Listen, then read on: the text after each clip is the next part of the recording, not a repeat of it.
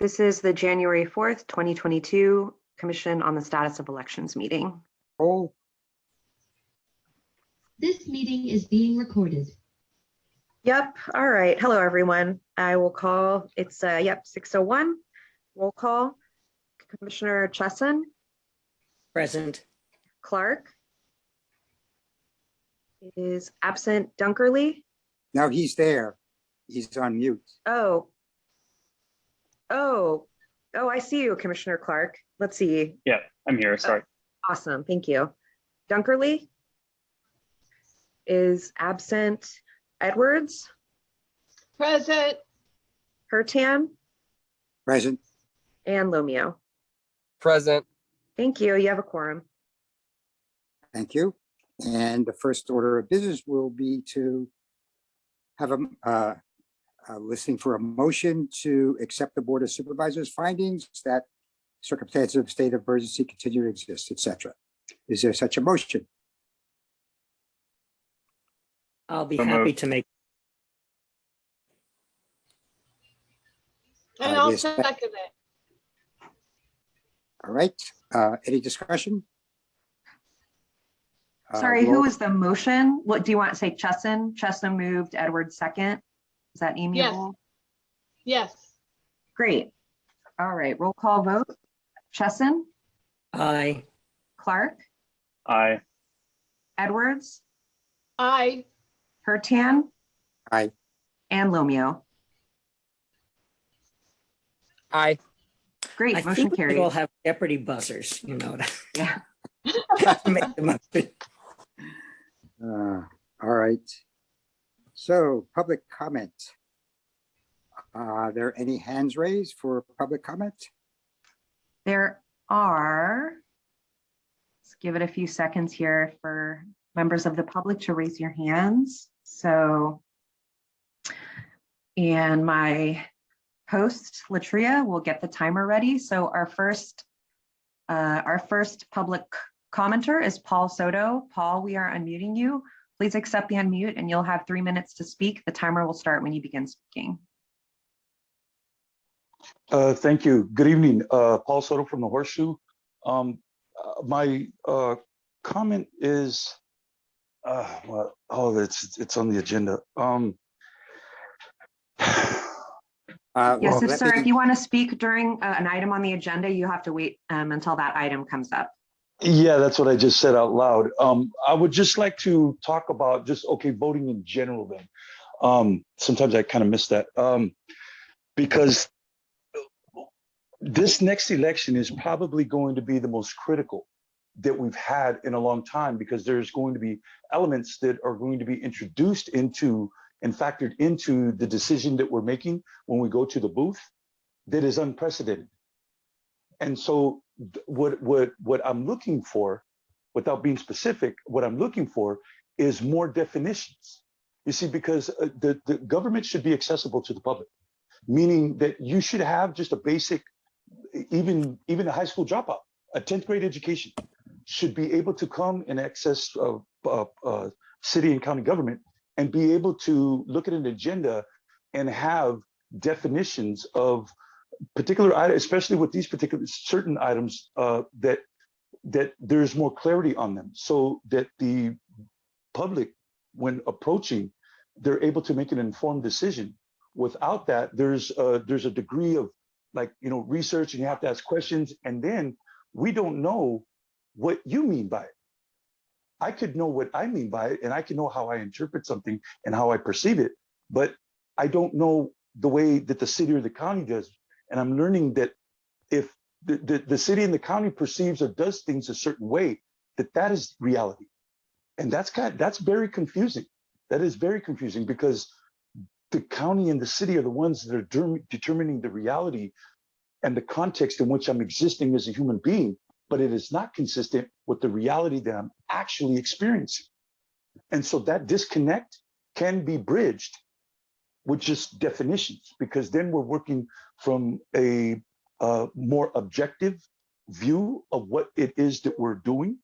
And it's not so much subject to, we're not going to say nothing until it gets called out. And then when it does, whatever it is that the person's calling out, we'll just switch it, and we could just do that, at will.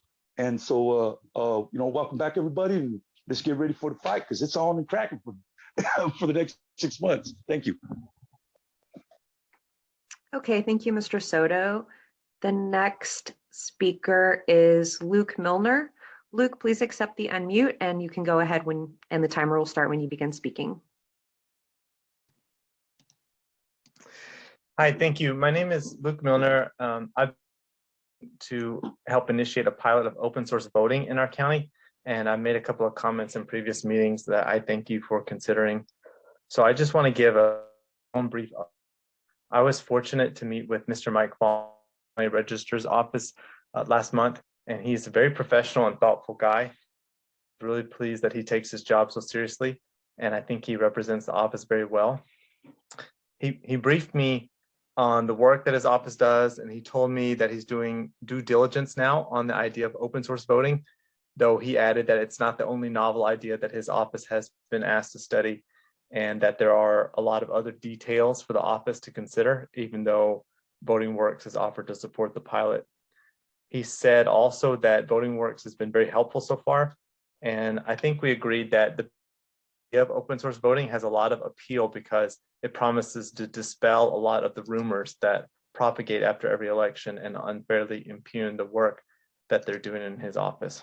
So maybe you already knew all that, but I hope to have contributed a little something to the ongoing conversation. And I'd also like to ask if there's an appropriate point in the agenda for tonight's meeting, maybe item 7, where a member could ask Ms. Bushey, the registrar, to just give a brief update on the progress, or maybe just comment about how, from her point of view, the meeting with Voting Works went. Thank you again for the opportunity to comment.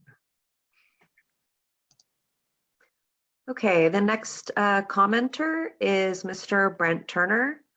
Brent, please accept the unmute and go right ahead.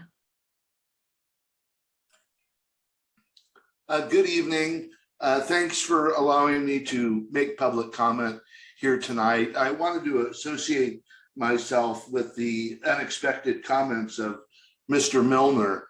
I had the good opportunity a few nights ago to see a motion picture on streaming called Just Look Up. And if anybody hasn't seen it, I think it's worthwhile. There's some issues referenced in the film that are interesting about, and not to say, of course, that it's happening with this particular commission or county, but really I think it's a national problem where we're just not moving fast enough on some of these issues, and now we're seeing the ramifications. I think we're all trying to get open source election systems into place, especially in some swing states by 2024. So the timeframes here, where the counties locally to the local in the Bay Area really show leadership in expediting this effort of trials and these systems, is really crucial to the national picture. And I just wanted to reference that we feel like the sooner we can show the losing presidential candidate and or party that they actually lost, the more we'll avoid civil unrest in this particular environment. So I applaud you for your attention to this, and any help to expedite, of course, is greatly appreciated. Thank you. Thank you, Mr. Turner. And it looks like our last speaker is Chris Jerdonek. Mr. Jerdonek, you can accept the unmute and go ahead and begin speaking.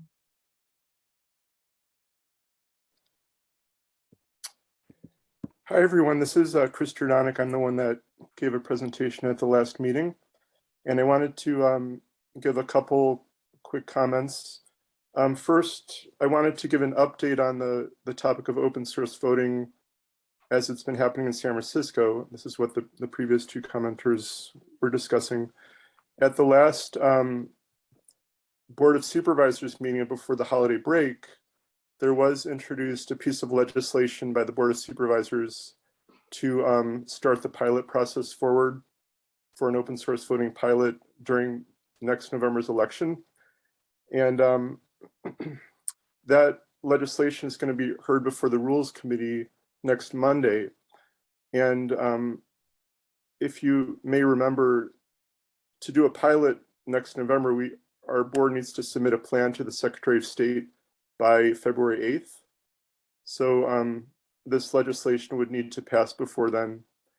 And one benefit to your county is that as part of this process, the Secretary of State has also written a letter to the president of our board saying that they're starting the process of developing regulations for pilot programs, which is one of the requirements of the law that was passed back in 2013 that allow pilots to take place.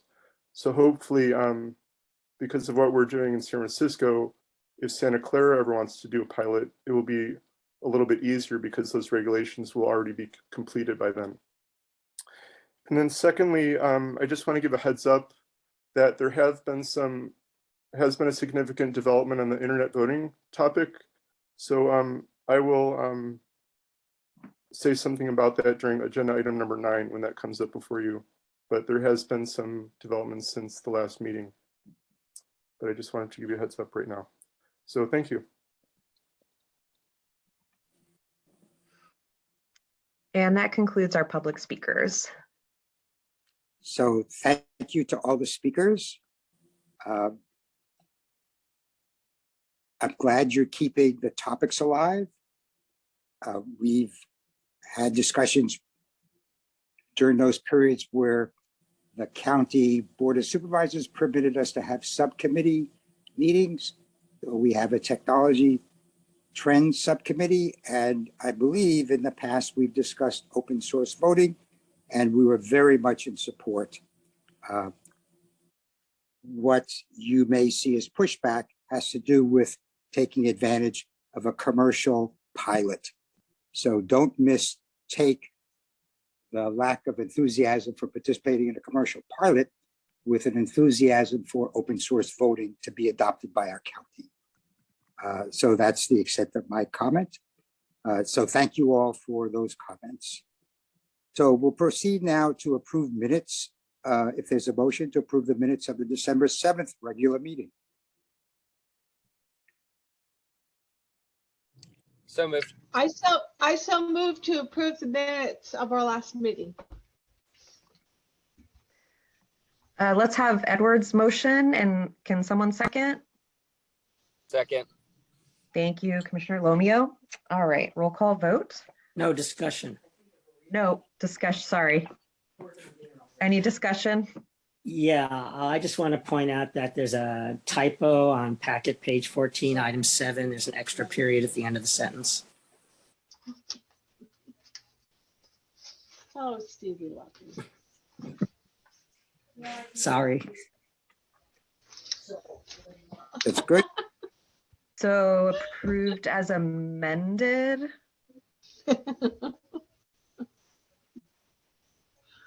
So could we get a motion and a second? Move So I to approve minutes as corrected. Second. Okay, Edwards and Lomio. Okay, I'll do a roll call vote. Commissioner Chesson, Aye. Clark, Aye. Edwards, Aye. Hertan, Aye. and Lomio. Aye. Thank you. All right. Motion approved, or I'm sorry, the minutes have been approved and accepted. Next, item 5 is receive a report relating to the status of proposed changes to the DMV motor voter form. So we have 2 commissioners who may be giving us some updates. I can start since my Please. name is first.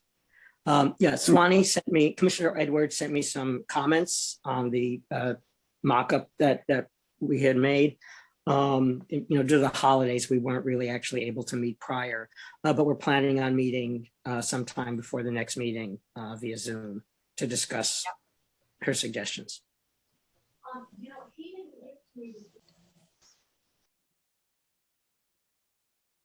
Does Commissioner Edwards wish to make any comments? I concur with Commissioner Chesson. We will be doing this together, and we will have a full report for you at the next meeting. Thank you. Thank you both. That's a very important change to the DMV voter form. So thank you for your efforts. Item 6, we will receive a report related to the status of the recommendation forwarded to the Board of Supervisors in opposition to Senate Bill 286, unless it's amended, etc. Commissioner Chesson. Yes, I'm happy to report that the bill was definitely amended on Monday, this Monday. It was a gut and amend.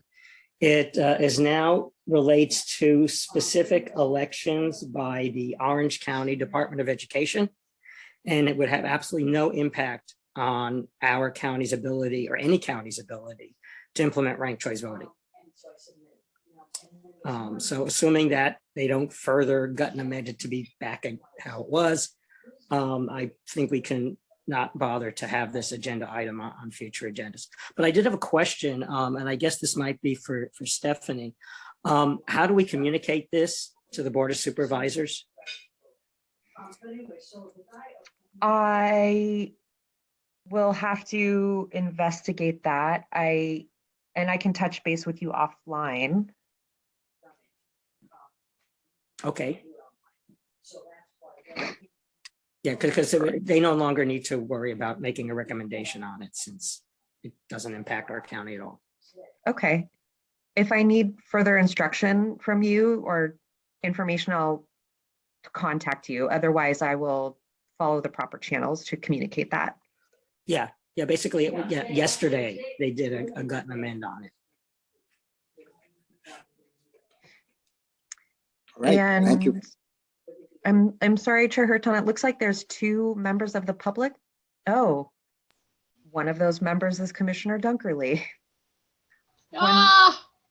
One moment, everyone. Let's promote him.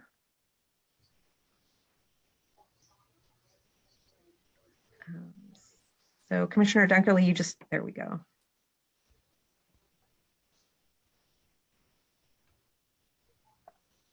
So Commissioner Dunkerley has arrived at 6:18.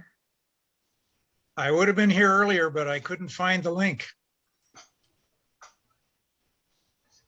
No problem. And I'm not seeing, I'm just seeing my name. Was there something I was, oh, down here. Okay, never mind. There we go. Hello. Sorry about that, guys. And it does appear we have a public commenter. Did you say we do? We do. I'm not sure if it was for the last item. Would you like to take that, Chair? Let's see if the individual wishes to speak on. So it's Paul Soto.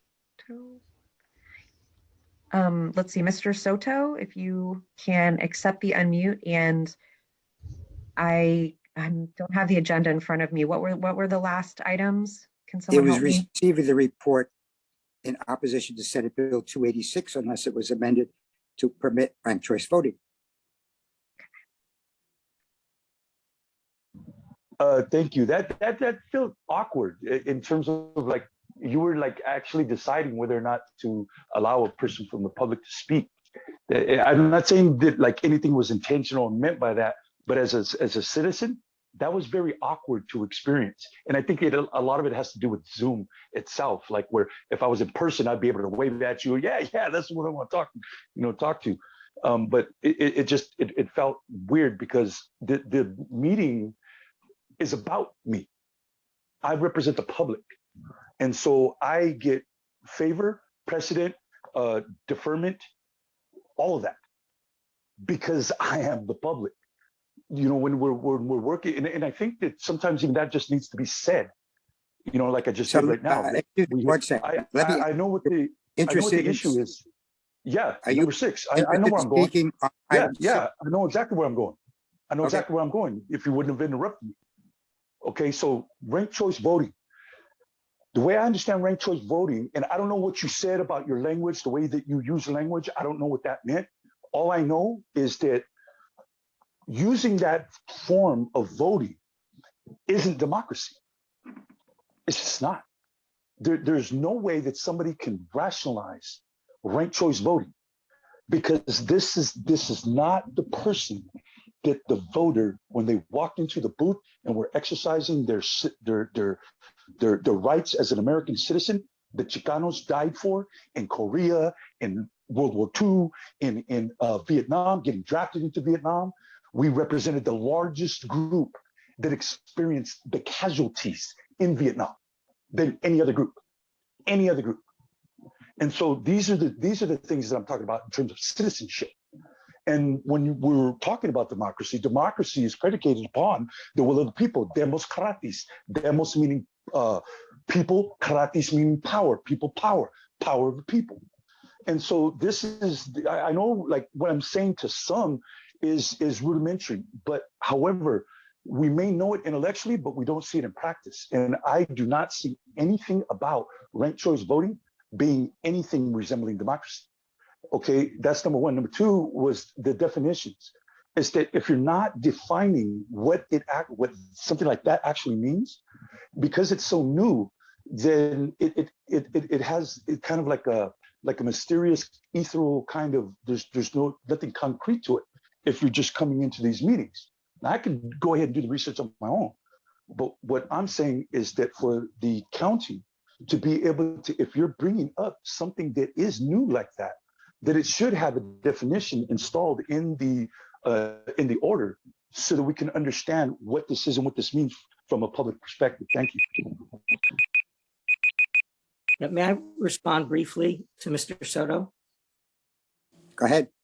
Yeah, Mr. Soto, I understand you have concerns about ranked choice voting. This is not really the forum to discuss those, but I would like to meet with you offline because I want to hear further about your concerns, because I think some of our discussions that we've had at previous meetings have actually addressed some of the points that you raised. So I'm not sure how to get my contact information to you, but if you contact the clerk of the board, and she'll be happy to relay my contact information to you, and maybe we can set up a meeting, because I really do want to hear what your concerns are. And unfortunately, he's muted now, so I don't know that he's accepting that, but I would appreciate if you would accept that and contact the clerk of the board to get my contact information. Thank you. Commissioner Chesson, you have the option of posting it in chat. I don't know if attendees can view the chat. No, unfortunately, due to the Brown Act, the chat function is not available, but yes, Mr. Soto, if you contact the clerk of the board of Santa Clara County, then I will put you in touch with Mr. Chesson. So thank you for your comments. Item 7, receive the report. Mr. Chair, does Mr. Soto know how to reach the county clerk? Could she possibly give him her contact information? I will give, this meeting is a public meeting that's recorded, and I'm comfortable giving the clerk of the board's phone number. Okay. So the clerk of the board's phone number, for anyone that wishes to contact the clerk of the board, is 408-299-5001. And you can Google Santa Clara County Clerk of the Board and ask for a commission's staff.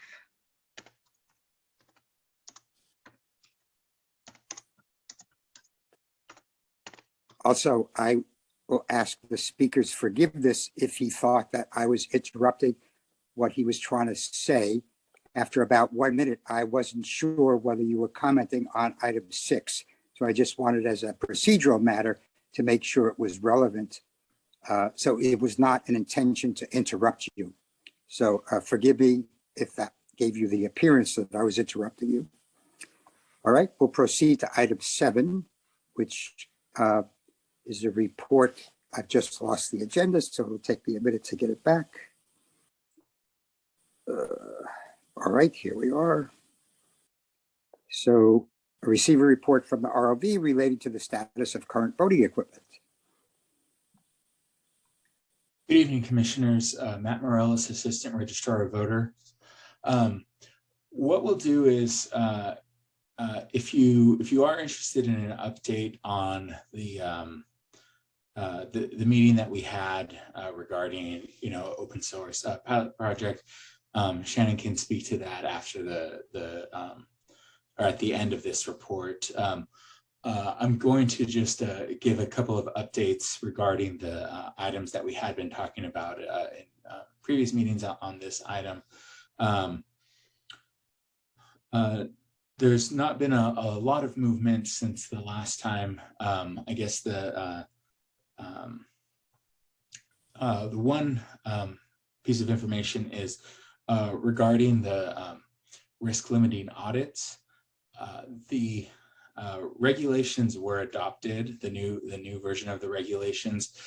So we are currently going through those and analyzing them. There are some pretty significant changes from the last version. So we're reviewing. A lot of them is, a lot of the changes are good. Last time I was talking about the kind of hybrid approach between the two types of risk limiting audits that we would want to pursue. That is spelled out specifically in the new regulations. So that's encouraging. There is one specific section that's popped up to us that we're trying to get clarification from the state on its intention. It regards the contest that would be included in the risk limiting audit. The way that we're reading it potentially would limit us to only doing the risk limiting audit for local contests held entirely within the county, and would require us to still do the 1% for statewide contests, in which case that does complicate things operationally for us. So we are just trying to get clarification from the Secretary of State as whether that is the correct reading on it. We are going to continue to analyze it internally and discuss the feasibility. If in fact we would have to do a blended of RLA and 1%, we're going to have to look at it operationally and just see if that is if we have time to do that within the statutory 30-day canvas period.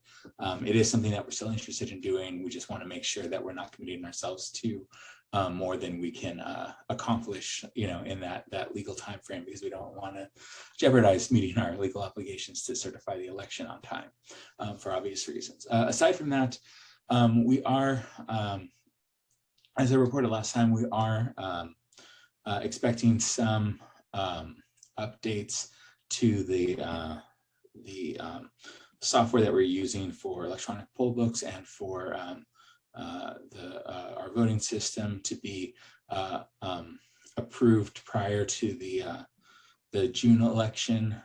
Those have not been submitted to the state as far as I know to date, but we are expecting those to get submitted soon. And based off of the past much swifter kind of certification process that the state has been using recently, we still do anticipate being able to take advantage of those updates for the June primary election. Those were the main topics that we wanted to address. I guess I'll pause and see if there's any questions on those issues before turning it over to Shannon to discuss the open source. Okay, not seeing or hearing. It appears that we have a hand up for a public comment. Okay. Oh, would you like to take that now or wait till later? That's up to the commission. Sure, I'll take it now. Okay. Okay, so the public commenter is Paul Soto. One moment, we'll get the timer. Mr. Soto, you can accept the unmute and begin speaking. Yes, Paul Soto from the Horseshoe. Commissioner Hart is good. Is good. You got some of the wrath that really is intended for Ricardo, because he does that all the time, and so does Chappie. They cut off, and it's like, man, I can develop my thought. Let me build my premise, and then I'll come and I hit it. I've been doing this for 3 years, and I do it for 30 hours a week, and I don't get paid $1 to do it. Not $1. And I do it for 30 hours a week for 3 years. So, Mr. Chesson, thank you. Thank you very much for that offer, and I'm definitely going to take you up on it. The agenda item, you see how that nuance is, that gap between the state and the county? That nullifies the legitimacy of the system itself. That's number one. Number two is this risk. How do you mitigate a risk assessment? I mean, that's like it's a contradiction. You don't, the purpose for the risk assessment is to give that particular document like as much latitude as you possibly can. You don't mitigate the power of a risk assessment. I mean, this is the kind of stuff that, like, and I know what I'm looking at. And so it's frustrating for me as a member of the public, because they use the corruption and the totalitarianism is in the documents. The documents, in the way, the verbiage, the writing, the wording. I mean, that goes back to ancient times, man, when the kings would have these certain groups of people and, hey, check this document out, because there should be a particular spirit in the wording. The wording should create like a spirit with the word associations and stuff like that. It creates a spirit. If that spirit doesn't exist, or if another spirit does exist where it should not, they use this as an art form in doing that. Now, I'm not saying that I can do it on that level, but I study these documents. I read them thoroughly. And I've been successful doing this on the county level. They can't even define equity. I've been looking for an equity definition for 2 years. And they still can't. Are you serious? Ricardo's Bellarmine, Harvard, Georgetown, and you're going to sit there and tell me you can't come up with a definition for equity, but yet they're using it on all the documents. Thus, it means that any county or city document that is using the word equity within the context of a budget allocation is illegal, and that document is illegitimate. So this is how important this is. Very, very important. So I would challenge that mitigation of the risk assessment, and also the finding a way it means to bridge so that there's a consistency throughout state, county, and city. Thank you.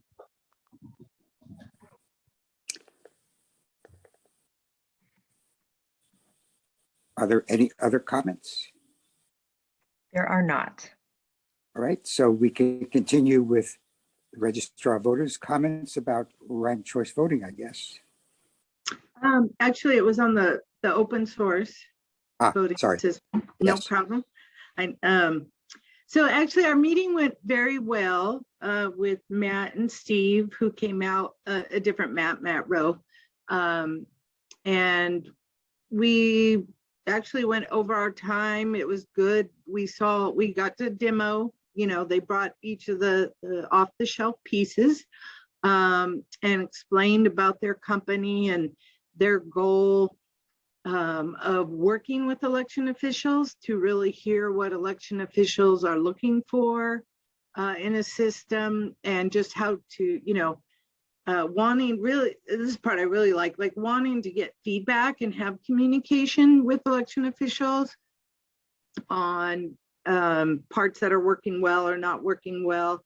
But and what do we see and what do we envision in the future? This was a very open communication where they really are seeking feedback and input and relationships with election officials to work on a system. So I found it very interesting. This was my, first open source demo of equipment. And I do like the size of the equipment, that it's smaller than some of the pieces. So it did go really well. And we talked to them and they had explained some of the things San Francisco was doing. And, they were really, if you're not interested in pilot, we'd still like to keep our open communication and in the future. So we did hear everything out and asked several questions. So then after the meeting, over the following weeks, we did some discussion inside, and we did decide not to do the pilot for November of next year, but we let them know that, but we also let them know we would be interested. That doesn't mean we're not interested at all. It's just not ideal for us for November, that we were open to a future potential of a pilot and maybe even on a smaller special election. They're discussing about maybe trying to work with the Secretary of State to get some, because other counties have said that too, who declined the pilot and said, I'd really like to try this on a smaller special election. So I know that they were talking something to the effect about trying to see if they can change that with the state about just giving a notice saying sometime after 8 months or, a county could do a pilot without a specific date. So I know they're going to work on that side. And gave them feedback about their presentation and what was good about it, where they could improve, which really they didn't need to improve. It was really good. They understood our decision, and we left the lines open for communication. Even when I was at New Law at our conference a couple of weeks ago, I saw them and talked to them and actually gave feedback on a 3-page document that they wanted to send out to the public and help people understand, with a baking analogy about the recipe being, for the chef only, or putting the whole recipe out, for the public to see. So I gave them feedback right there, that day on their document. So not doing the pilot for November, but open in the future, and have offered to help or give any feedback along the way until that happens. So that is my summary of the meeting. Any questions? No, that was a great summary. Thank you very much, Shannon. You're welcome. Are there any questions from the public on this item 7 that haven't been raised by earlier speakers? All right, if there are none. It appears that we have 2 hands up in the public. Stephanie? So it's limited to people who did not already comment on item 7. So who might that be? We have Brent Turner and Luke Milner. All right, go ahead. Let's see. Okay, Mr. Turner, go ahead and accept the unmute. Thank you again. I just wanted to reiterate briefly our support for this project. And of course, as the pioneers of this particular work, we first demonstrated open source election systems in 2004. So it's been almost 20 years now that the solution has been available for deployment.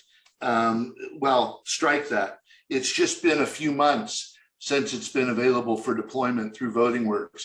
Our initial idea was to go in partnership with the government folks and build out a system using government resources, but that didn't go well, as I think everybody here knows, with red tape and then getting off track in Los Angeles, like we saw with that situation. So now we have VotingWorks, who is different than the current vendors, because of course, VotingWorks is actually, to our keen eye as people that vet others in this space, VotingWorks is representing the people here. And that's why, of course, they're interested in doing whatever the registrars are comfortable with in order to, get up and moving here. The current vendors they're representing their shareholders, which is part of the problem here. But I just wanted to make sure we were clear about, there shouldn't be any confusion about this being a commercial project or trying to say that we shouldn't move forward because this is a nonprofit vendor, to use the word vendor, I guess they would be called. They really are doing the work that the people tried to get done in relationship with the government but could not. And we're very grateful that they're available now to assist. And we want to applaud the Ms. Bushey for keeping an open mind and trying to get this accomplished. Pioneering is certainly not easy. And so it takes, that ability to really stand up in the face of a lot of heavy forces. So thanks to this group and thanks to the registrar. Thank you all. And the next speaker is Luke Milner. Luke, please accept the unmute and go ahead and begin speaking. I'll be very brief. I just want to say thank you, Ms. Bushey. That was an excellent summary, and I'm just really happy to with the transparency. That's all I've got to say. Thank you very much. And that concludes our public speakers. All right, thank you all. And we'll proceed now to item 8, receive a report related to the Registrar of Voters processes and procedures that address potential voter fraud issues. Good evening again. I'm Matt Morellis, Assistant Registrar of Voters. We actually are going to ask that this item come back next month. We are putting together a written report for you all, just with the holidays and people being out and everything. We didn't have a chance to finalize it. I do, if we can just take a couple minutes. There was a reference at the last meeting that we have a lot of this information available on our website. I just wanted to take a couple minutes just to, if I could, to share my screen and highlight where that information is and what is available, just because I think it is a lot more extensive. Our team did a lot of work on it last year and the year before to get it up there. And I do think it is a really good resource for citizens who want to do a deeper dive into these topics. So I just kind of wanted to take just a couple quick minutes to show you how to get there and what kind of information's on there. And a lot of this information will get incorporated into the written report, but if you kind of want a preview of it, you can jump over and see. And I promise this will be quick. Moment. All right, so starting on our homepage, just to show you how to navigate, it's currently under elections, and we have a menu item for election security. So this is the election security landing page. This is the highest level of the information. We have a link here to some glossary of election terms and acronyms, just to kind of help the member of the public more easily navigate some of the terminology that we use. We also have it broken down into 2 sections. What can I do, like individual actions that voters can take to secure their own voting information, make sure their information is up to date. And also we have like this link to 5 things you can do to be a mindful voter. It kind of addresses misinformation and how to identify misinformation, how to identify good trusted sources of information, like official sources, like our website and social media, Secretary of State, and other kind of official sources like that. And then we have another section on what are election officials doing to protect our elections. So we talk a little bit about the state, our county. We talk a little about the state and federal partners.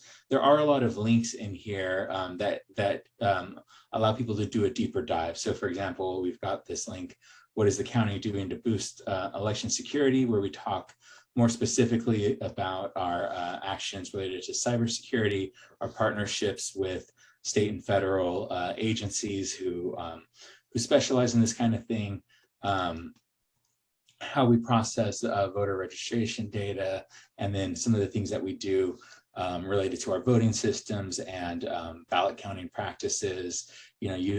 Some stuff basic like utilizing paper ballots and air gapping our voting system, things like that. So this kind of gives an overview for that.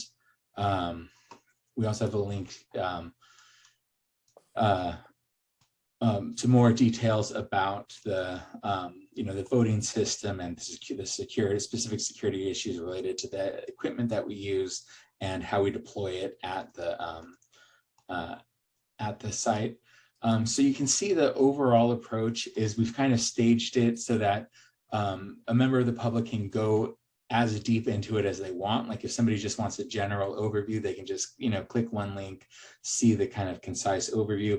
But if they're interested in specific aspects, we have made it so that people can go pretty deep. And then for people who want to go extremely deep on these topics, we have our frequently asked questions about election security, which are extensive. So things from what are we doing to protect elections, security and access to data maintained by the Registrar of Voters, like how do we protect registration information, FAQs about voting and determining election results. So things about like the 1% recount audits, things like that. How do we conduct the canvass?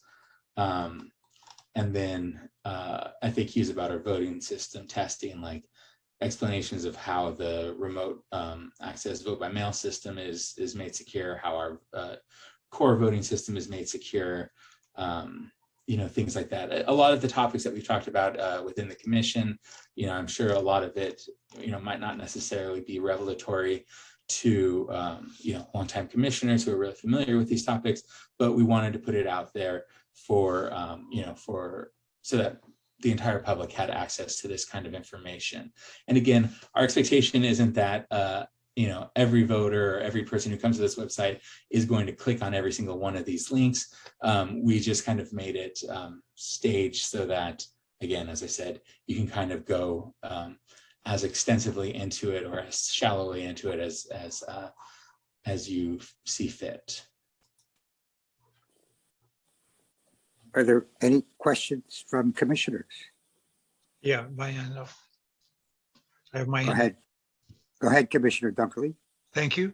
Yeah, I just wanted to ask you, Peter, if we still would like the registrar to put together this report. If I'm just thinking if it's going to be largely duplicating what's on the website, I wonder if a one page, here's how to navigate the website to find this information would suffice and maybe save the ROV some work, or would you rather have them go ahead and finish their report? So let me address that question to Mr. Morales.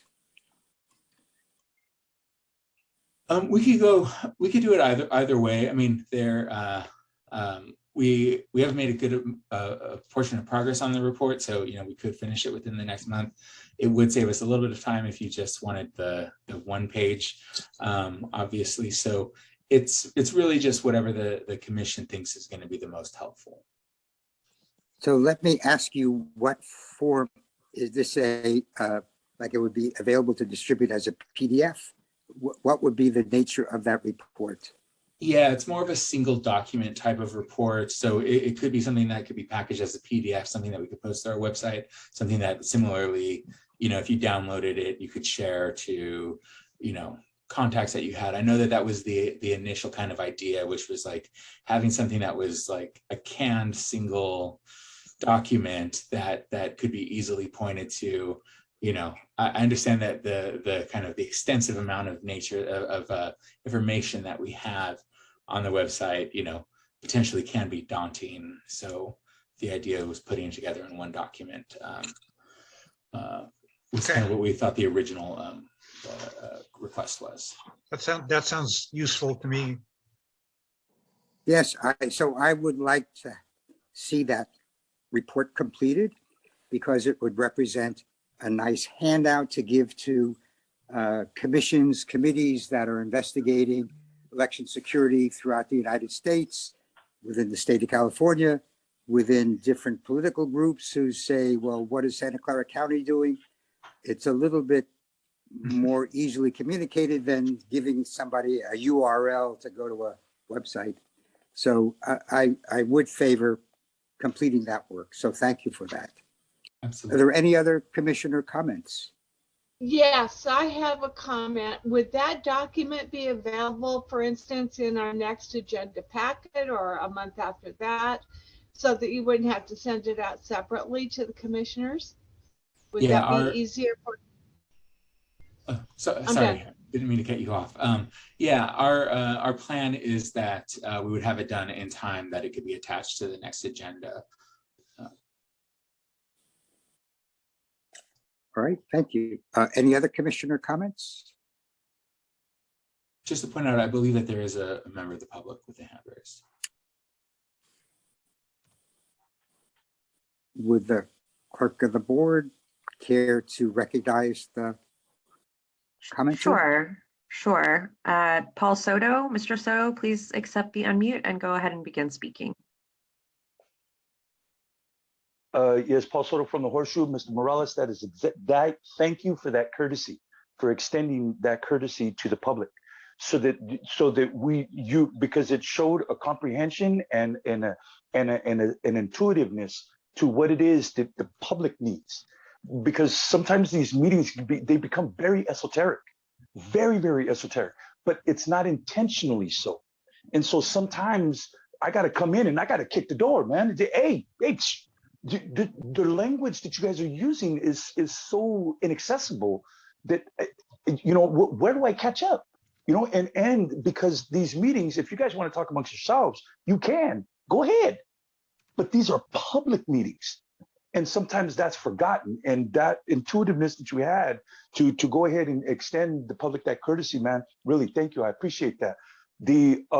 What I would, just to comment on what he had stated, that something just like a brief summary and just tell me, if you would like more information, boom, then it's here. Because the way that he just described it, I can go there. Now I have a place where I can go because I'm interested in these topics, and I can get my interest in particular topics from the summary page that is connected to the agenda or connected to the reports. And so now if I want to go, which I will, then I can. And then once I'm there, at least I have a basic understanding of what to look for. And then I could just, like you said, I could go at will to do whatever research I want to do. And so I really appreciate that. Thank you. Thank you for the comments. Are there any other commenters? It does not appear so. All right, so we'll go on to item 9.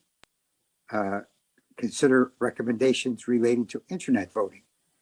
Do any of the commissioners have comments they would like to make at this time? Yes, as I spoke last month at our meeting, quite frankly, I'm not even sure why we're visiting this idea. The internet is not a place that I would find in any way secure. I don't understand the need for it. And quite frankly, I don't have enough information to really have a positive outlook on this idea of internet voting. That's my comment.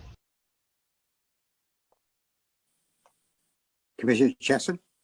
According to the agenda, because I remember you said at the last meeting you were going to speak to, I believe, Dana Reed, and his name appears. His or her name appears in the agenda. So I don't know if you had a chance to do that, because we're going to get a report. And we also going to discuss and approve creating an ad hoc committee related to the information that Mr. Jerdonek brought to our attention at the last meeting. I have not done that, Commissioner Chesson. I'm addressing my comments to Commissioner Hertan, to Chair Hertan. I wasn't expecting anything from Swan, from you, Commissioner Edwards. So I did make a couple of attempts to reach a gentleman, Dana Reed. He's the head of the county Office of Emergency Management. And I did not receive any response back. But concurrent with that, I saw a flurry of communications from some of you having to do with more clarification of what was finally adopted by Bay Area UASI. And it sounded as if it wasn't as blatant a disregard for the concerns of internet voting problems as we maybe had thought originally. So would anybody like to clarify the state of that particular contract that Bay Area UASI has let? Commissioner Dunkerley? Yes, I shared this with Commissioner Chesson and yourself, Mr. Chair. I did hear back from Chris Jerdonek that, and forgive me for I don't recall all the details, but the gist of it was that I think, Steve, correct me if I'm wrong. I think it was the San Francisco that actually ended up, how shall I say, terminating or significantly reining in the project that they were initially thinking about funding. So voting by the internet is no longer on the table, and they're not going to waste any money in investigating that. Any other commissioner comments? All right. Well, one of the things we had talked about, and one of the reasons why this has got consider recommendations, was so that we could actually make an affirmative statement that CACE is opposed to internet voting if the majority of CACE believes that. And I think that maybe that, I don't recall the email that Craig is referencing, but that's just me. And I do see it as members of the public. And if Jim S is Jim Soper, then that would be someone I think would be very knowledgeable about this topic. And if Chris Jerdonek is still there, I think he wanted to make some comments about this when we were discussing this particular item, if I recall what he said during the open comment period. So I would love to hear from those folks, and then for us to then continue a conversation. And maybe we should, form an ad hoc committee to draft some kind of statement that CACE can adopt and refer to the Board of Supervisors. I think it's Any moot. other commissioner comments? Well, I don't know that it's moot yet. I'd like to hear from people who have actual firsthand knowledge that it's. Yeah, so I want to see if other commissioners are interested in making any comments at this time. So I'd like to comment that we would normally have taken this up as part of the technology trends, but since that's a standing committee and is not permitted to meet, there's a value in forming an ad hoc committee to take this up with the objective of making a recommendation to the full commission for adoption as a position by the commission, as a recommendation, as an advice to the Board of Supervisors. So I'm still interested in forming this ad hoc committee. So we can come back to that. If you think there's a value of having public comments before taking that action to form the ad hoc, I'm happy to take public comments. Is that what you prefer, Commissioner Chesson? I think so. All right. So are there any hands raised from the public? There are. So there's two hands raised. The first commenter will be Jim S. Jim, please accept the unmute and you can go ahead and begin speaking. Hello, this is Jim Soper. First of all, I've seen a document that was referred to a couple minutes ago. The Board of the Supervisors in San Francisco have canceled the internet voting contract. And they're going to proceed with a 6-month contract to run 6 months for consultants to take a look at this, at the general situation and come up with some recommendations of what's needed. That's vague because what they said is vague. So we'll want to see what happens in 6 months. I would encourage that you put together a committee to look at internet voting because it is not simple. The San Francisco Elections Commission voted about 5 years ago where they had a whole hearing on it, and they voted in opposition to internet voting, and it would be helpful if Santa Clara County, if you folks would do the same. This was done, by the way, without public transparency, without notifying the public, and without notifying the Elections Commission, which in San Francisco, in the city charter, they are supposed to oversee elections. And this was going on for a long time without telling anybody. So that was disturbing. And part of the reason you would need, we would want an ad hoc committee in Santa Clara County is because they're going to come back with this. We've been following this. I've been following it for 15 years, and they keep on coming back. This would be about our 8th victory in California against efforts at internet voting. They will be back, and they're going to try again.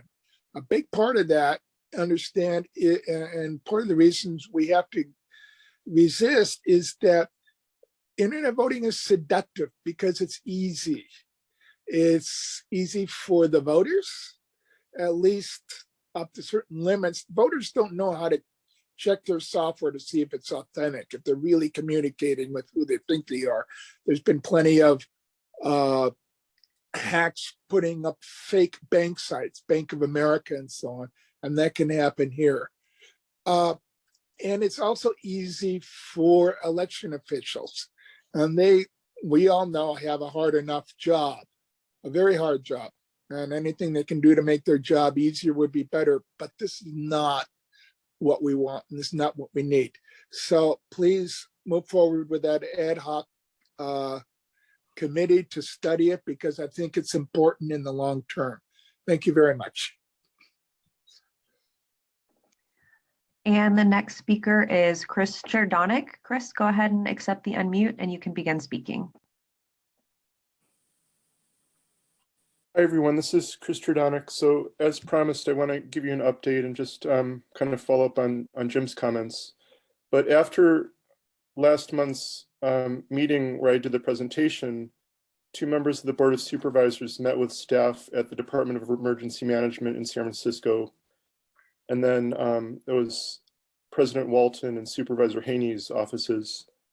And then subsequent to that, the Elections Commission held its own hearing on December 15th, in which we invited representatives of 4 of the departments involved in the project. So we had the Chief of Staff of the Department of Emergency Management, the General Manager of Bay Area UASI, the Director of the Department of Technology, and Deputy Director of the Mayor's Office on Disability. And so they were all present to answer questions about the internet voting project. And before that meeting started, they sent a document to the commission that is a part of the commission's agenda packet that is basically a statement on this, on the concerns that we raised. And in that document, they said that they're modifying the project to basically exclude the portions that we were concerned about. And namely, they're excluding any sort of new design or new development of any kind of software systems. And that was the part that contained the language that we were concerned about with regard to internet voting. So instead, their project is going to consist of 2 phases, like it did before. Phase 1 is what they're calling a gaps and needs analysis.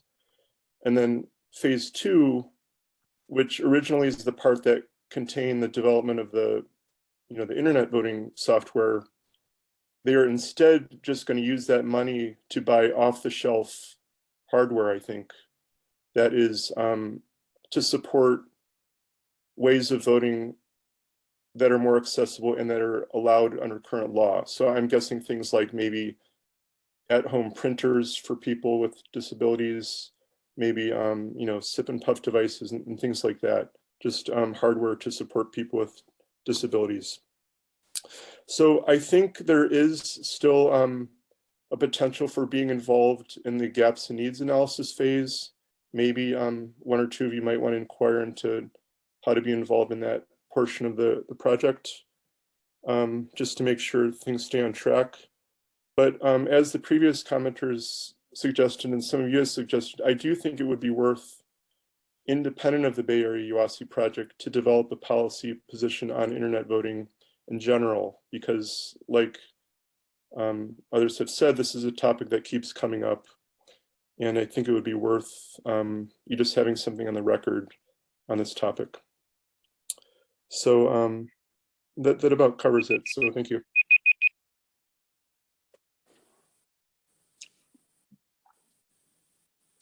Are there other speakers? There are not. All right. I have my hand up. Oh, sorry, there's Swanee. Yeah, thank you.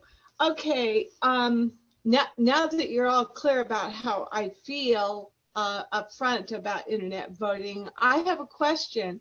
I'm not sure of the connection between the Office of Emergency Management and internet voting. I mean, it seems like two entirely different things. And why are we dealing with emergency management personnel and talking about internet voting? I must have been absent that day because I don't get this. Anyone can answer that for me? Sure.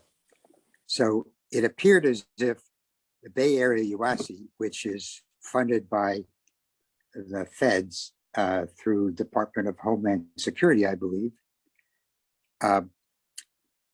led a contract which appeared to encourage the implementation of internet voting in emergencies. And that was the context in which there was a confluence of Bay Area UASI as a funding agency for individual county Office of Emergency Management and internet voting. So that's gone, but the motivation for this commission to take a position, which is part of its charter, to give advice to the Board of Supervisors having to do with this issue, is very relevant. And so I would like to form such an ad hoc committee consisting of 3 commissioners who have a background in this subject and an interest, and maybe have a target to have a report to the full commission for its approval or suggestions for change before it then gets forwarded to the Board of Supervisors. Commissioner Dunkerley, did you have a comment? I just wanted to say I have, well, 2 things. I have a precious little degree of expertise in this area, but I do have a strong interest in this area. So I'd be happy to serve on that ad hoc committee if you care to. The other thing, for those of us who are acronymically challenged, could you tell us again what Bay Area UASI is? Sure. So Bay Area refers to the San Francisco Bay Area, which is right. That I got. The 9 counties that make up. I forgot the acronym now. UASI? UASI, no, yeah. No, so UASI is a different issue. UASI is, boy, now I've forgotten that acronym, but it's a funding agency, as I said, funded, I believe, from the feds, that gives grants that further the mission of offices of emergency management within its jurisdiction. And in this particular case, the 9 counties. Yeah, I think there's an S in there that's for security, but I forget what the other letters are for. So, no biggie. I know how to find it out. You can ask Google or you can ask Alexa. All right. So let's proceed. What's the acronym? Is it UASI or UASCI or? No C. It's UASI. UASI. On the agenda, it says Bay Area Urban Areas Security Initiative. So that's it. Oh, there you go. As those of us from the tech world know, the acronym that was a standard from the beginning of tech support is RTFM. And in this particular case, it's read the agenda, RTFA. All right. Craig, I'd be happy to join you since I know so little about this and had such a negative reaction. I'd like to learn more about it and join you on this ad hoc committee. I'm going to suggest that you not be part of the committee because it should be informed, because it's making a recommendation to the full commission. And my thought is it should be Commissioner Chesson, Commissioner Dunkerley, and myself.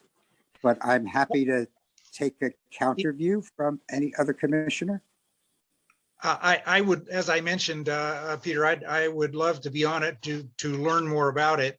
But since Swanee's really interested as well, and I've served on such ad hoc committees before, I'd be willing to give up my spot as the non-expertise person on the committee. All right, that seems reasonable. Are there any other commissioners who are interested in being on this ad hoc? I think 3 is our limit, isn't it? It is, but I want to hear if there are Okay. others who are interested. Chris has his hand up. I'm not sure if it's about this or not. It is. So I hate to be the contrarian. I won't be supporting the creation of an ad hoc committee. As we just heard, the concerns that were raised previously have essentially gone away in the near term. The Santa Clara County Board of Supervisors isn't even remotely considering internet voting. They haven't asked us for advice on this. They haven't taken a position on it or asked us to take a position on it. And so it just feels like we're, I guess if I realize I'll probably be in the minority here, but I think we're going on a fishing expedition that's premature, and then we could do this after more information is available, after whatever the report is. And I have no, I'm not for or against internet voting. I think this is premature, and I would just ask that if we do move forward with this, that we not do anything that involves staff time to support the ad hoc committee. I think without the Board of Supervisors asking us to take a position on this, it isn't fair for us to utilize staff resources to go do something that we haven't been asked to do. I agree, Chris. I agree. That would have been my suggestion, but I didn't want to be seen as a negative Nelly party pooper. I think this is a waste of time until we're asked to make an action on it. Does that mean I can have my spot back? Okay. So let me ask, is there a motion to form such an ad hoc committee? I would make such a motion. Is there a second? I'll second. And if I may speak to the motion, and actually part of my speaking, I want to disagree with both Commissioner Clark and with our chair.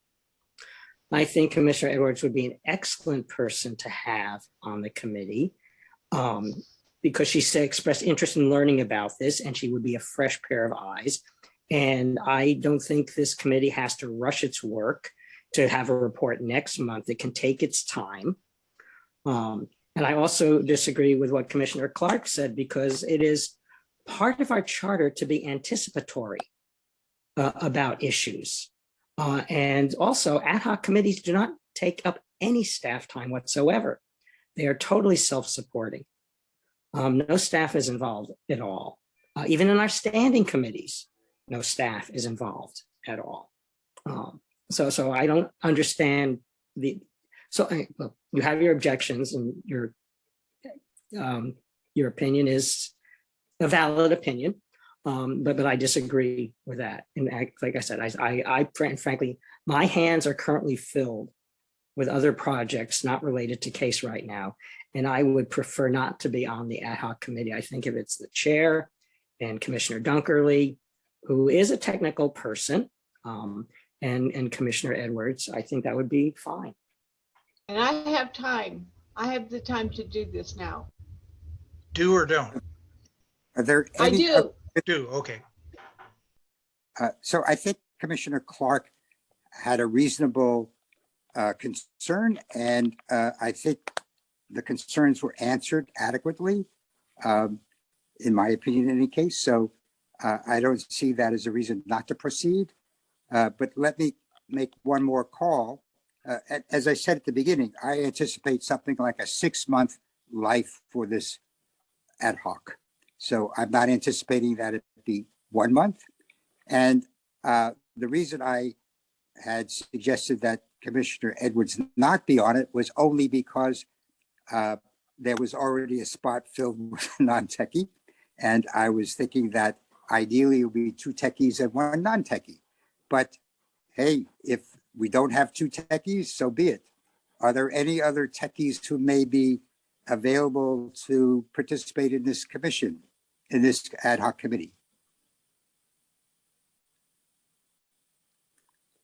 Because all right. So we have a motion, we have a second, we've had a discussion. Any further discussion? Do we need to agree on who the members of the committee would be in order to proceed with this motion? We I'm not sure. do. We Okay. do. And I'm trying to back up a little bit here. So was there a motion and a second? And who were the motion and the seconder? Yep, Commissioner Chesson made the motion and Commissioner Dunkerley seconded Great. to form the committee. And a friendly amendment is that the committee consists of the 3 specific commissioners mentioned, Commissioner Edwards, Commissioner Dunkerley, and Commissioner Hurtan, or Chair Hurtan. I think we're ready to vote. And one more thing, what would the end date be? 6 months, so it would be July 1st, 2022. Just point of information, do we need to set specific time limits on ad hoc committees? I didn't know. Yes. Okay, And even if it wasn't required, it's a good idea to do that. yeah, Because otherwise, they go on indefinitely. yeah, not only do they go on indefinitely, but they don't have an idea of how long people are expecting this effort to take, and you need to size the work based upon the schedule, etc. So it's a good practice. All right, so let's take the roll call. Okay. Commissioner Chesson, Aye. Clark, No. Dunkerley, Aye. Edwards, I, Hurtan, Aye. and Lomio. Aye. Okay, motion carries.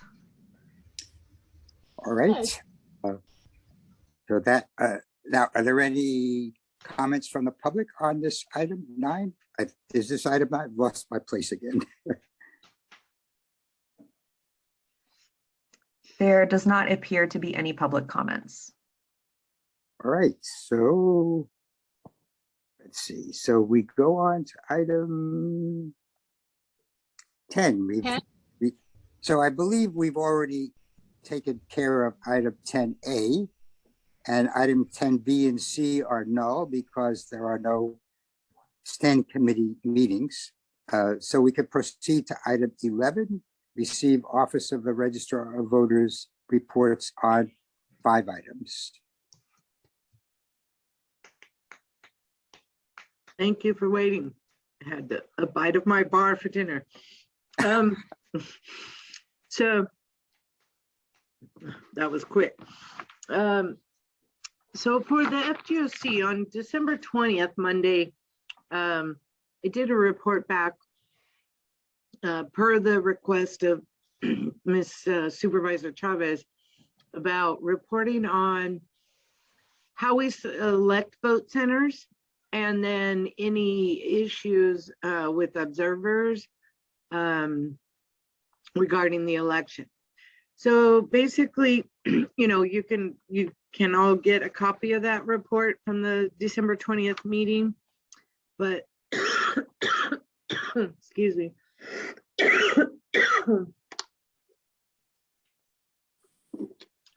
Sorry about that. In the report, you'll see we gave a brief description.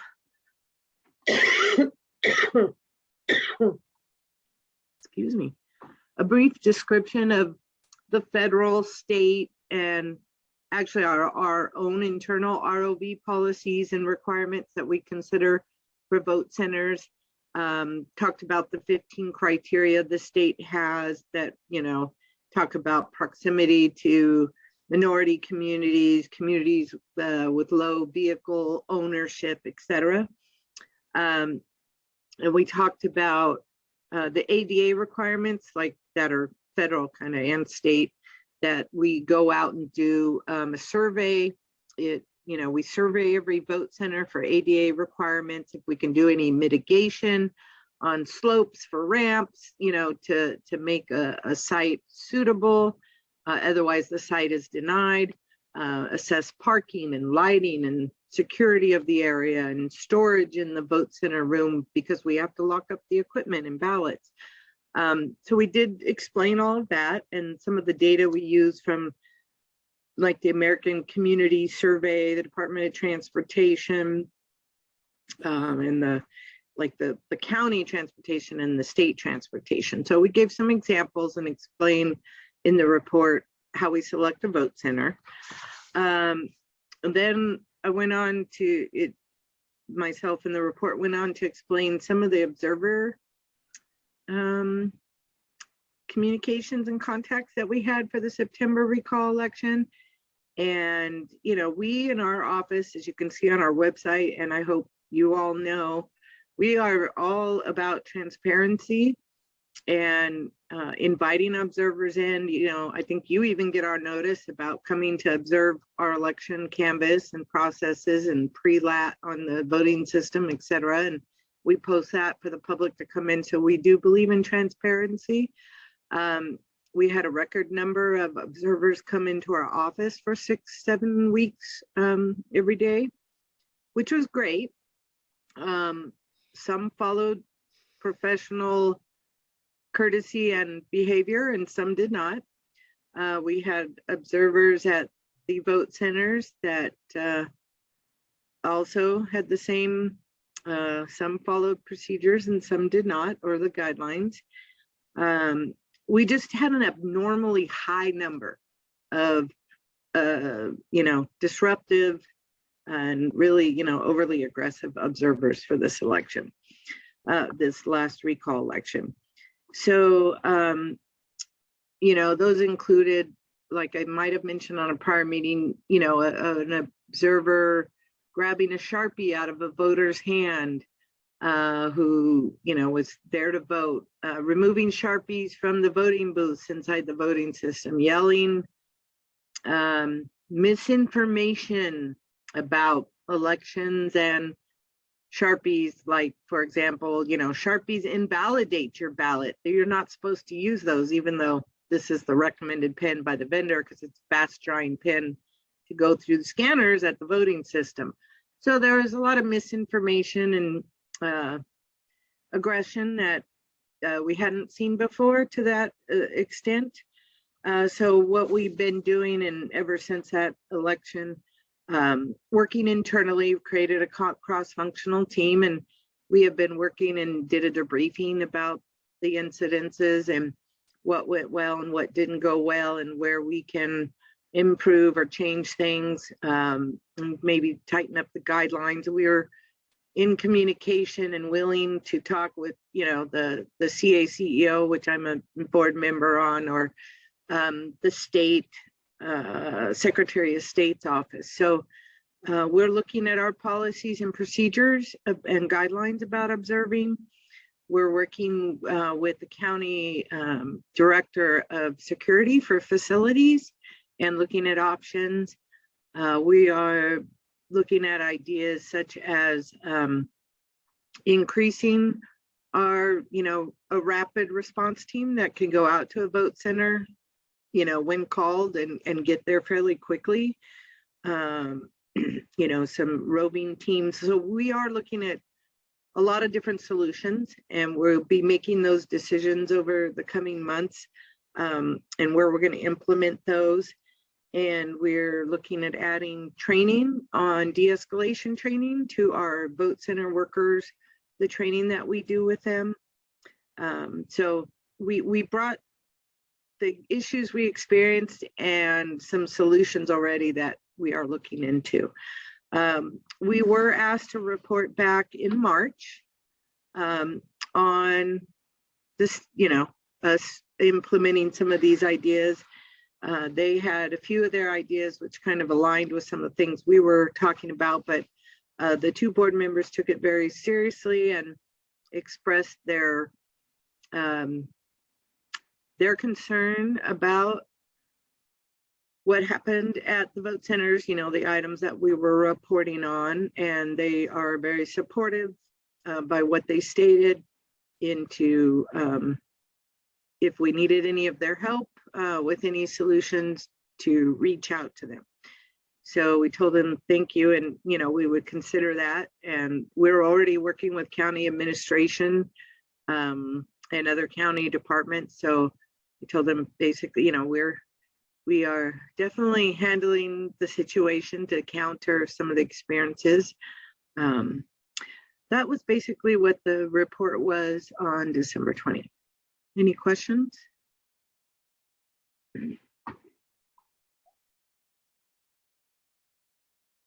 Looks like Chris has a question. It's sorry, it's just less a question and more of a thank you. I just hearing all the work that you've done and everything that you've sort of gone through over the last, in these last few cycles. I mean, if you told me 10 years ago we'd be doing de-escalation training for the folks who were supporting elections, I wouldn't have believed it. So, but thank you very much for all the work that you've done and that you're doing to support safe and secure elections moving forward. Well, thank you. And I concur, Shannon, I concur. I know because I visit you guys often. It's not, you lead and you're such a good leader and your staff really reflects that. They like working there. You get answers. So it's been a tough year for all of us, but especially for you guys. Thank you. Well, you're both welcome, and thank you for the kind words. But as if you know me and you know how it works here, I will share that with staff because we are all a team here. It's not me. It is all of us working together to work on teams and debriefings and get right into this, right after that September election. So I will pass that on, but thank you. And I just really want to acknowledge that it is all of us here, and it takes us, the entire crew at every level, to do the election. So thank you.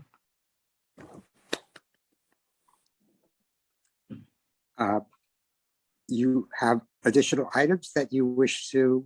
Yeah, so for item 11B, with regard to staff attendance, we did have several managers and supervisors attend the CalPeak training program that is offered by CACEO during the month of December. And those 2-day session trainings occurred just before the new law conference. And we as well sent several of our managers to the new law conference that did occur in mid-December. For the month of January, the CACEO is still holding their meetings remotely, and their legislative meetings begin this week at the end of the week, starting. And we do have Evelyn, who will be attending the legislative meeting with CACEO later on this week. With regard to item C, you will notice that there is no legislative tracking report included in this agenda packet because the legislature is out at this particular point in time. However, I have been told that they will be resuming on the 6th, so very quickly later on this week. I'm sure you'll be getting the next report on the next agenda with regard to which bills are now coming forward. And then with regard to item D, the campaign finance report, you'll see that the report is included. There is no additional activity reported on this particular report because the year-ending report, as you all know, is due at the end of this month. So you'll see more activity next up. Yes. Thank you. And on item 11E, I will just bring up that Candidate filing for June election started yesterday. Remember, there are 3 phases: signatures in lieu, which is what just opened, which is the optional period for candidates who would like to get a monetary value per signature, valid signature, to reduce their filing fee. The second phase is the declaration of intention. I think it's 10 days. It's a much shorter period, but that is only for Superior Court judges who intend to run. So they must come in at that time, file the 1-page form, and pay their filing fee then. The third period, which is mandated for everyone, is for all candidates with us to come in and pick up and then complete and bring back all of their required paperwork, such as, declaration of candidacy, optional candidate statement, those kind of things. So that'll take us all the way through mid-March. I think it's March 11th. So again, that started yesterday. And yeah, so I just wanted to highlight, there's a calendar on our website, an abbreviated calendar with all of those dates and information on the June election. I just wanted to add, Shannon, that we do have a semi-annual report for campaigns that are still open. And I think that's due at the end of February, right? Good. End of March. I'm sorry, end of January. The deadline usually is the 31st. So whatever the due date, depending on if it falls on a weekend, it looks like it's on a Monday. So it's probably due Monday the 31st. Very good. Thank you. You're welcome. All right, thank you for that. It may be superfluous to ask this, but if there are any members of the public who want to make comments on this item, please feel free to raise your hand. All right, if none, the next item, the chair has no report to give. So the next item is on recommendations for future agenda items. Is there any request that a commissioner has that hasn't been discussed yet?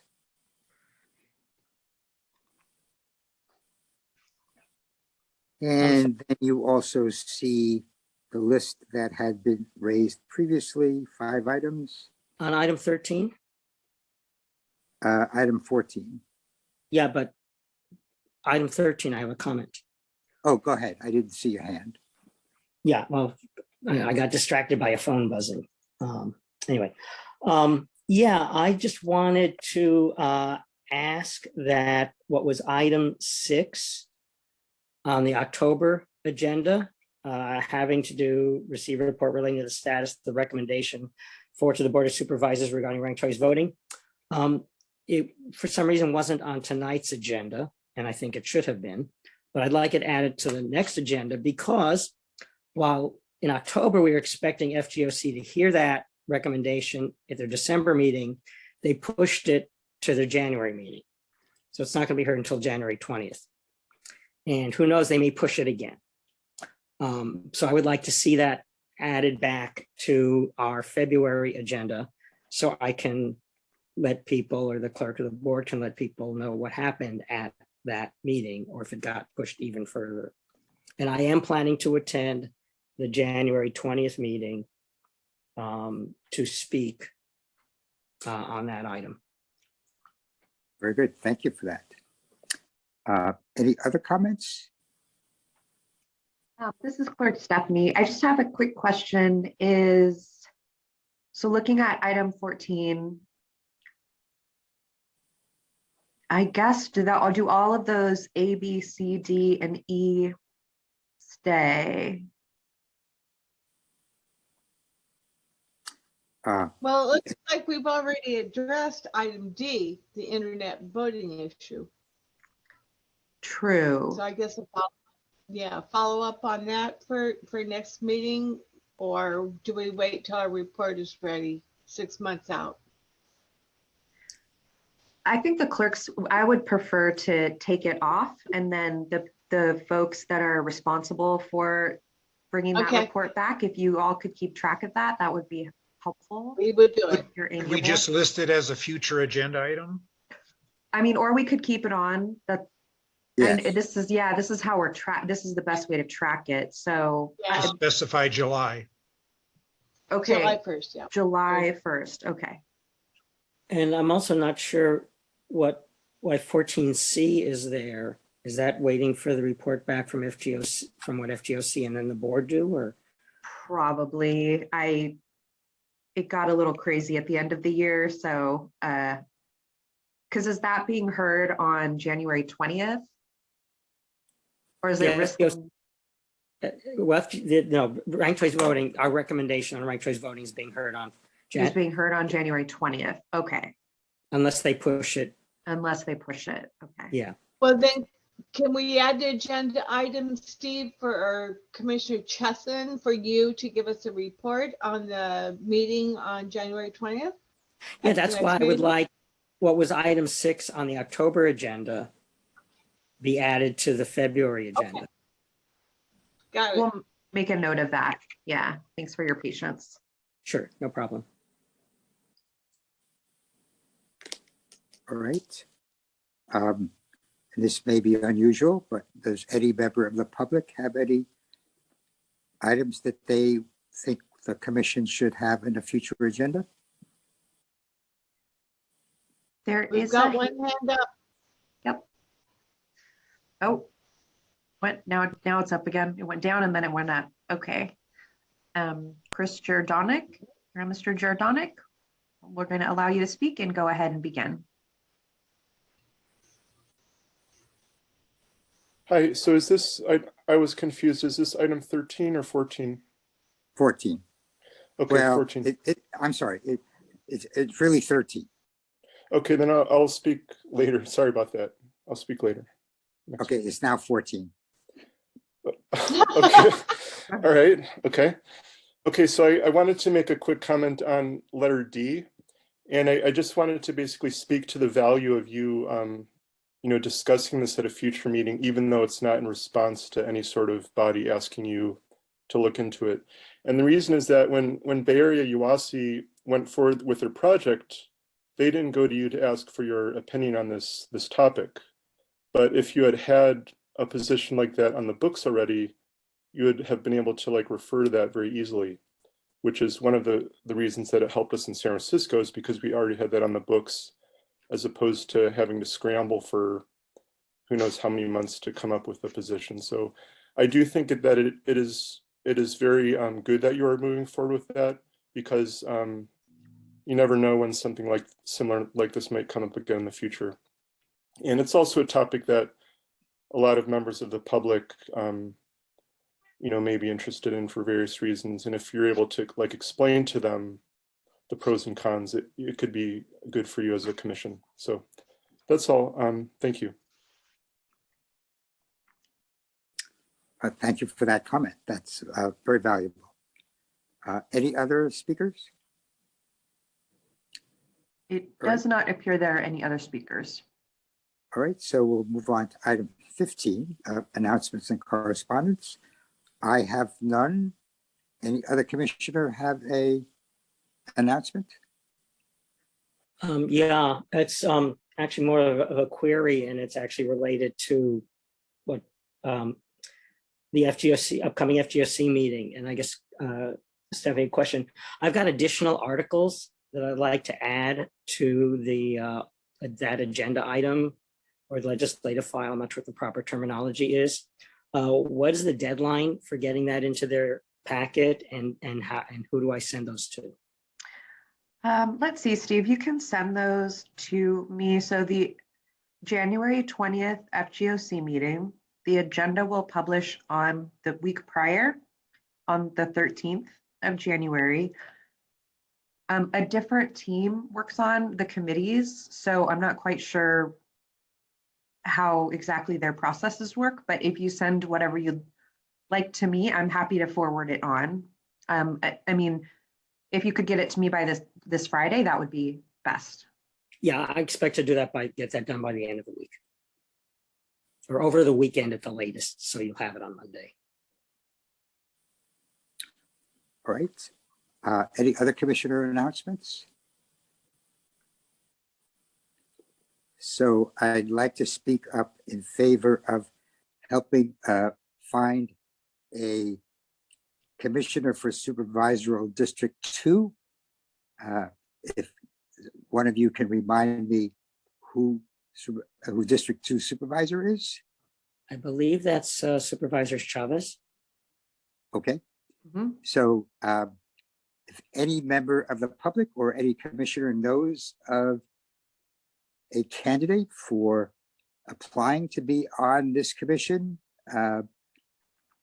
please contact. Go ahead. I have Go a ahead. question. District 2 San Jose, because I live down, south of the border here. Is that the downtown San Jose area that's District 2?